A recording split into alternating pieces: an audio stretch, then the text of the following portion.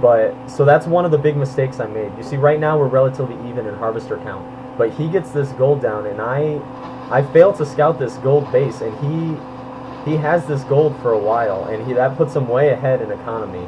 And as you can see, I'm up to 1,200 minerals right now. I'm not managing my army very well either. So a lot of mistakes going on, but that's to be expected when you're in gold level play. Now, something that obviously 1,500 minerals, that's a lot. He wants to get that gas count. He has 2 empty geysers just sitting here right now. You want to get your gas cut up in production. Also, with 1,800 minerals, you know that you're on at this point, Delmage, he doesn't even know there's a gold there. So right now he thinks it's 2 base Protoss versus 2 base Zerg, making the Protoss ahead. With 1,200 minerals, he should honestly double expand one right here and even try to sneak one over here, making him up a base. Right now though, is still up, finally he's taking the gold, but harvester wise, still behind. He still really needs to fully saturate this. As a Zerg player, you need a healthy economy to get that going. Also, something else, we'll switch over to production real quick. There is the spire. I was looking for that. Where is it? There is it. When I saw this, when I sent my Overlord down into his base, I saw him chrono boosting his robotics bay, which means he has Colossi on the way and he's getting this thermal lance. Because that's the only reason you would ever chrono boost a robotics bay, or even build a robotics bay. So I knew the Colossi were coming, and as playing as Zerg, your best counter to a Colossi is a Corruptor. Hydralisk and Zerglings get fried by Corruptors, and as you can see, I got 3 on the way already, and I have my +1 air upgrade on the way. This is vital because a ground army is, especially if the Protoss player is going to be using his force fields well, he's going to be able to block your army from getting anywhere close to those Colossi, and they're not going to be able to take it out. Those force fields can completely keep your army away. And also, if you notice, if we click on the Corruptor here, they have a bonus against Massive. They do 20 damage against Massive, which is what a Colossi is considered. So, Corruptors are very good at taking Colossi down very fast. And as you can see, I'm starting to work on taking my 3rd base. Just doing what Zerg does, trying to stay 1 base up. I don't even know if I still know if he has a gold or not. So it looks like our Protoss player is moving out here. Very healthy unit composition. We got Stalkers, we got Void Rays to deal with the Corruptors, honestly. We got Sentries and a decent amount of Colossus. As Protoss usually want to move out with about 4, so he's got 3, so that's not bad. Cleaning up the creep with his Observer, very smart thing to do. But because of this creep, I do see him right outside my base, so I have time to get ready for a little bit. That is the important. So here comes the battle right now, into the choke.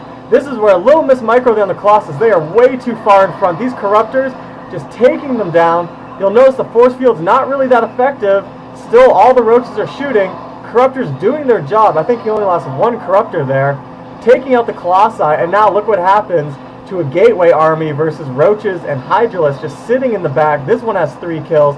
15 roaches on the way, using the Inject Larva and the quick spawn times of those very durable roaches against this Gateway army. You'll notice this Hydralisk has 3 kills. This one's got 2 before dying. This one's got 3. That +2, just cutting through, and now 15 roaches on the field, ready to counterattack. Our Protoss player, his lack of macro really starting to show here, only being able to muster up a small amount of Stalkers and 1 lonely Colossi.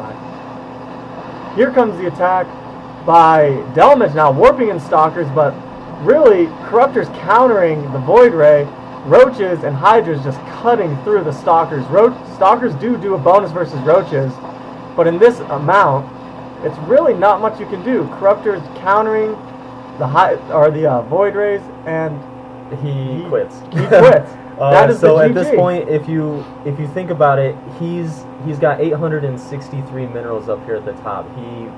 At the very end of that game, he fell apart on his macro, and Protoss macro against Zerg macro, the Zerg is going to win with those Inject Larva. You're popping seven larva per base, and you're going to be able to out macro when it really comes down to it. This Protoss player could have held in. He has 5 gateways to produce off of with 800 minerals. That would be easily 5 Stalkers. He was staying on top of his Chrono Boost, but really this attack back here will go back just a little bit and kind of just show almost the importance of keeping your Colossi protected, because here they come right here, and you'll notice he steps the Colossi way too far forward. Colossi with thermal lance, range of 9, keep them in the back. That's where they belong. That's where they're going to stay safe. He's engaging in the choke, which is what you want to do. Right here, though, if we pause it, he should have force fielded this entire thing. He has 1, 2, 3, 4, 5 sentries maxed out on energy. Lays down force fields right here, blocks off the majority of the roaches, and keeps the Colossi in the back. This would have probably been a different outcome.